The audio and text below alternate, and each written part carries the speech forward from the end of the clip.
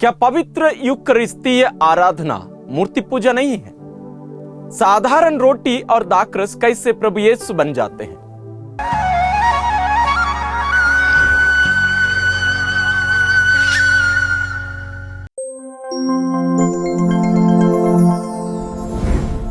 आत्मदर्शन TV में आप सबका स्वागत है। हम इन दिनों एक विशेष कार्यक्रम कर रहे हैं, आपके सवाल पूछिए क्यों। इसमें हम आप लोगों के सवालों का जवाब दे रहे हैं। आज जो सवाल आप लोगों से आया है वो यह है, क्या पवित्र यूकरिस्तीय आराधना मूर्ति पूजा नहीं है? साधारण रोटी और दाखरस कैसे प्रभु यीशु बन जाते हैं? बहुत ही महत्वपूर्ण एक सवाल है। यदि आपको भी जवाब मालूम है तो आप कमेंट्स में लिखिएगा और हम भी मिलकर भी इस पर चर्चा करते हैं। तो आइए हम शुरू करते हैं। इस प्रश्न का सवाल मैं सीधे तौर पर देने के पहले और एक बात मैं बताना चाहूंगा प्रारंभ में ही। सामान्य रूप से हम कैथोलिक लोग भी बोलते हैं प्रभु यीशु पवित्र यूकरिस्त में उपस्थित है, जो कि पूर्ण रूप से गलत धारणा है, गलत शिक्षा है। प्रभु यीशु पवित्र यूकरिस्त में उपस्थित नहीं है। पवित्र यूकरिस्त ही प्रभु यीशु है, दोनों अलग अलग नहीं है। जैसे हम जब कहते हैं बर्तन में पानी है, बर्तन के अंदर पानी है, तो जब हम कहेंगे रोटी में प्रभु है तो रोटी के अंदर प्रभु है? नहीं, बिल्कुल नहीं। रोटी ही प्रभु है। लेकिन ये सब होता कैसे, उसी के बारे में आज हम चर्चा करने वाले हैं। ये जो रोटी और दाखरस कैसे प्रभु यीशु क्रिस्त में परिवर्तित कर दिए जाते हैं, कैसे होता है, इसकी जो प्रक्रिया है, इसका जो प्रोसेस है, उसी घटना के समान है जहां पवित्र आत्मा के द्वारा पुत्र ईश्वर मरियम से शरीर धारण करते हैं। प्रक्रिया वही है, वही प्रोसेस है। यहां पिता ईश्वर पवित्र आत्मा के द्वारा रोटी और दाखरस को अपने पुत्र में परिवर्तित कर देते हैं। इसको और बेहतर आप समझना चाहते हैं, जानना चाहते हैं, यूट्यूब में बहुत सारे वीडियोस हैं यूकरिस्टिक मिरेकल्स, शायद हिंदी में नहीं मिलेंगे, इंग्लिश में मिलेंगे, जहां साधारण रोटी और दाखरस जो हमें दिखता है वैसे इनका जांच किया गया और वहां पाया गया वास्तव में एक मनुष्य का शरीर और रक्त है, उसका मांस है। इसको आप देख सकते हैं। तो आइए हम आगे बढ़ते हैं। ये जो परिवर्तन है साधारण रोटी और दाखरस का प्रभु यीशु में परिवर्तन, इसको अंग्रेजी में ट्रांसब्स्टैंशिएशन कहा जाता है। इसको हिंदी में तत्व परिवर्तन कहते हैं। सब्सटेंस एक फिलोसॉफिकल शब्द है। सब्सटेंस का मतलब क्या होता है? जैसे ये जो कपड़ा है इसका एक सब्सटेंस है, और हर वस्तु का, हर व्यक्ति का भी दो चीजें होती हैं, एक है सब्सटेंस, दूसरा है एक्सीडेंट्स। सब्सटेंस वो है जो बदलता नहीं है। जब सब्सटेंस बदलता है उस चीज की वास्तविकता बदल जाएगी, वो वस्तु नहीं रहेगी।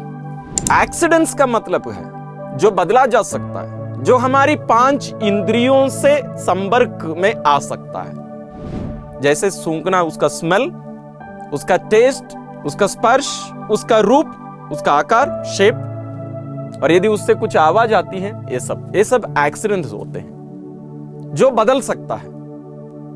लेकिन उसका जो एसेंस या सब्सटेंस होता है वो बदल नहीं सकता है। तो होता क्या है? पवित्र यूकरिस्तीय बलिदान के समय पिता ईश्वर पवित्र आत्मा के द्वारा साधारण रोटी और दाखरस को अपने पुत्र में परिवर्तित कर देते हैं। इसके लिए पवित्र बलिदान के समय, पवित्र यूकरिस्तीय बलिदान में एक विशेष प्रार्थना भी होती है। जब पुरोहित अपने हाथों को रोटी और दाखरस के ऊपर रखकर एक विशेष प्रार्थना करते हैं। इसमें बहुत सारी यूकरिस्तीय प्रार्थनाएं हैं। इसमें यूकरिस्तीय प्रार्थना नंबर 3, उसकी जो प्रार्थना है उसको हम यहां देख रहे हैं। इसलिए हे प्रभु, हम तुझसे विनम्र निवेदन करते हैं, हमारे इन उपहारों को पवित्र आत्मा की शक्ति से कृपा पूर्वक पवित्र कर दे, कि ये तेरे पुत्र हमारे प्रभु यीशु क्रिस्त के शरीर तथा रक्त बन जाए। वास्तव में यहां एक मनुष्य के रूप में यहां खड़े नहीं हैं, बल्कि प्रभु यीशु स्वयं इस पुरोहित के रूप में यहां खड़े हैं।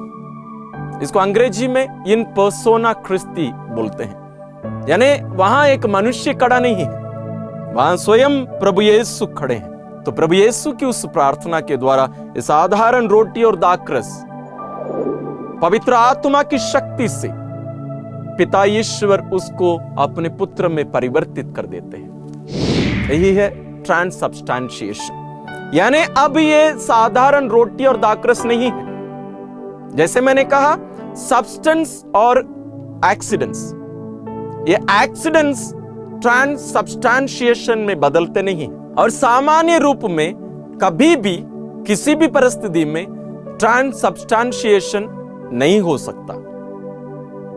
जैसे पानी, आप उसको आइस बनाइए, उसको उबालिए, लेकिन उसका जो एसेंस है, उसका जो सब्सटेंस है, वो वही रहता है, अन्यथा वो अन्य और चीज बदल जाएगा, लेकिन वो संभव नहीं है। लेकिन यहां जो घटना घट रही है, ये ईश्वर स्वयं कर रहे हैं। तो अब ये साधारण रोटी और दाखरस नहीं है, बल्कि स्वयं प्रभु यीशु क्रिस्त है। लेकिन इसका आधार क्या पवित्र बाइबल में है? जरूर है। हम पुण्य गुरुवार के दिन पवित्र रोजरी विंदी में जो आखिरी भेद हम बोलते हैं, रहस्य हम बोलते हैं, पवित्र यूकरिस्त की स्थापना, प्रभु यीशु अंतिम भोज के समय पवित्र यूकरिस्त की स्थापना की। इसको हम प्रथम तीनों सुसमाचार में देख सकते हैं। संत योहन पवित्र यूकरिस्त की स्थापना के बारे में वहां लिखते नहीं है, लेकिन अन्य तीनों सुसमाचार में हम इसको पढ़ सकते हैं। यहां हम संत मत्ती रचित सुसमाचार अध्याय 26 पद संख्या 26 और उसके आगे की जो बातें हैं उसको हम देखते हैं।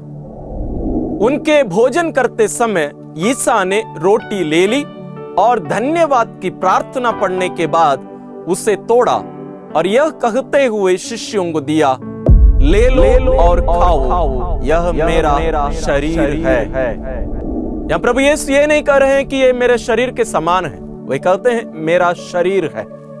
आगे कहते हैं, तब उन्होंने प्याला लेकर धन्यवाद की प्रार्थना पढ़ी और यह कहते हुए उसे शिष्यों को दिया, तुम सब इसमें से पियो, क्योंकि यह मेरा रक्त है, विधान का रक्त जो बहुतों की पाप क्षमा के लिए बहाया जा रहा है। इन्हीं शब्दों को हम ईसा बलिदान में सुनते हैं। ये जो शब्द हैं सबसे शक्तिशाली शब्द है, ये प्रभु यीशु के शब्द हैं। एक पुरोहित यहां जरूर उनका मुंह बोलता है, लेकिन वास्तव में उनके द्वारा प्रभु यीशु बोल रहे हैं। जैसे हम मां मरियम जब वो गर्भवती थी, संत एलिजाबेथ से मिलने जाती है, वहां उनकी आवाज मरियम की थी, लेकिन बोलने वाले कौन थे? स्वयं प्रभु यीशु उनके गर्भ से बोल रहे थे। उसी प्रकार प्रभु यीशु की आवाज वहां सुनी, लेकिन उनसे ज्यादा, उनसे पहले उनके गर्भ में जो बच्चा था, यूहन्ना बपतिस्ता, वो सुने। उसी प्रकार है यहां पुरोहित नहीं, बल्कि प्रभु यीशु जो पुरोहित के माध्यम से उसके द्वारा उपस्थित हैं, वो बोल रहे हैं। और इसको गहरे रूप से आप समझना चाहते हैं तो आप जरूर संत यूहन्ना रचित सुसमाचार अध्याय 6 पद संख्या 34 से आगे वो पूरा अध्याय पढ़िए, मनन करिए, और आपको पवित्र यूकरिस्त के बारे में अच्छी और सच्ची जानकारी मिलेगी। यह हमें ले जाता है एक महत्वपूर्ण एक रहस्य पर, वो है प्रभु यीशु की सच्ची और वास्तविक उपस्थिति। तो यहां जो रोटी और दाखरस प्रभु यीशु में परिवर्तित कर लिए गए हैं, उनके एक्सीडेंट्स यानी उनका रूप, रंग, उनके आकार, वो सब पहले जैसे थे वैसे ही है, कोई परिवर्तन नहीं है एक्सीडेंट्स में। लेकिन उनके एसेंस और सब्सटेंस में परिवर्तन, तत्व में परिवर्तन हो चुका है। प्रभु यीशु की वास्तविक उपस्थिति के बारे में कलीसियाई शिक्षा, यदि आप थोड़ी बहुत अंग्रेजी जानते हैं तो कैटेकिज्म ऑफ द कैथोलिक चर्च आप ले लीजिए, ऑनलाइन भी मिलता है, आप उसमें इन सबको पढ़ सकते हैं और भी गहरे रूप में आप इनको जान सकते हैं। यह वास्तविक उपस्थिति का मतलब है कि प्रभु यीशु ख्रीस्त वास्तविक रूप से, सच्चे रूप से और तात्विक रूप से, संपूर्ण प्रभु पूर्ण रूप से 100% शरीर और रक्त, आत्मा और ईश्वरीयता के साथ वहां उपस्थित है। अंग्रेजी में ये ऐसे कहा गया है, catechism of the Catholic church number 1374 में ये लिखा हुआ है, The mode of Christ's presence under the Eucharistic species is unique. It raises the Eucharist above all the sacraments as the perfection of the spiritual life and the end to which all the sacraments tend.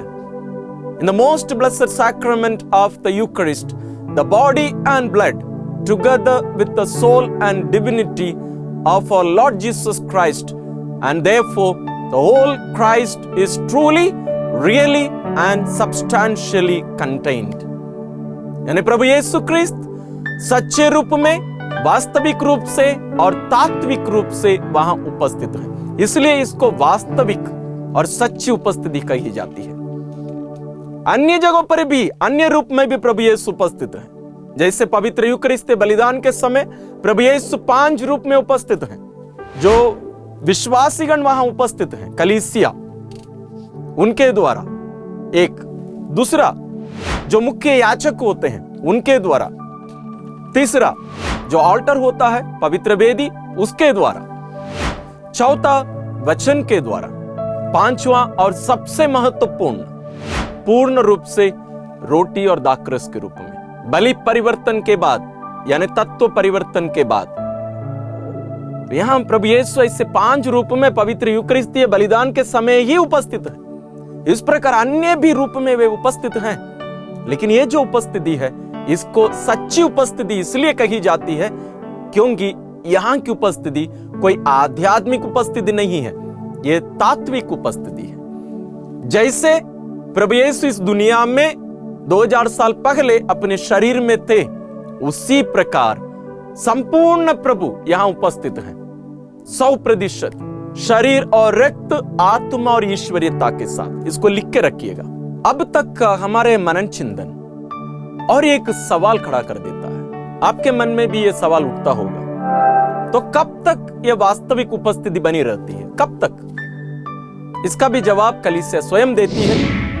कैटेकिज्म of the Catholic church number 1375 में 1375 में इसका जवाब देती है। वो ये कहती है, ये जो दाखरस और रोटी है इनका जो स्वाभाविक गुण है, जब तक वो गुण बना रहता है तब तक प्रभु यीशु वो बने रहते हैं। जब वो रोटी सड़ने लग जाती है मान लीजिए कभी, तो वो तब से प्रभु यीशु नहीं है।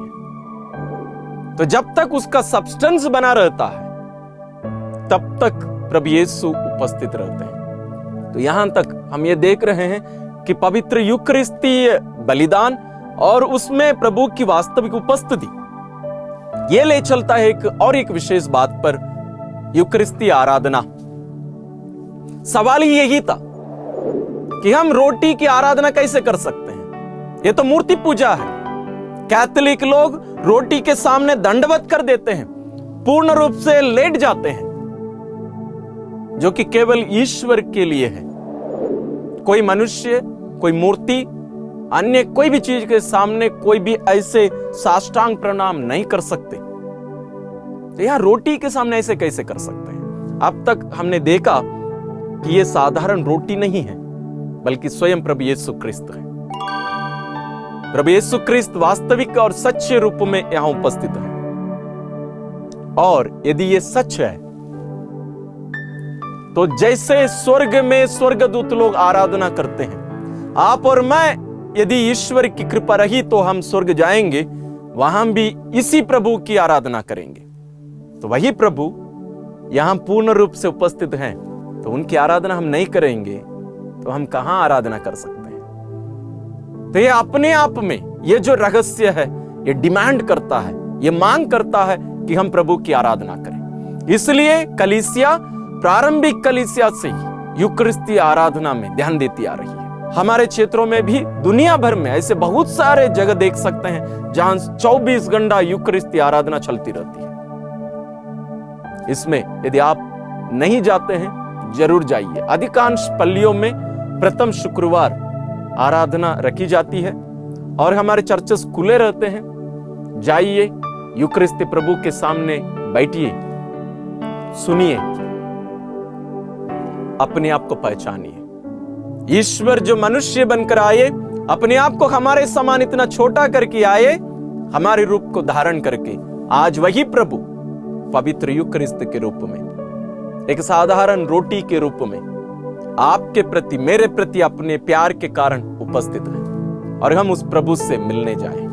हर दिन आप चर्च जाइए। यदि आपको पवित्र यूकरिस्त बलिदान में जाना संभव नहीं है, दिन के बीच में कभी भी आप जाइए, चर्च में जाके बैठिए कुछ क्षण के लिए, विश्वास के साथ जाएं और वास्तव में हम प्रभु यीशु के साथ जीने का अनुभव ये हमें देगा। तो आज हम एक महत्वपूर्ण, हमारे कैथोलिक विश्वास के सबसे महत्वपूर्ण एक रहस्य पर हम आज चर्चा किए हैं। मुझे विश्वास है कि आप इसको जरूर समझे होंगे।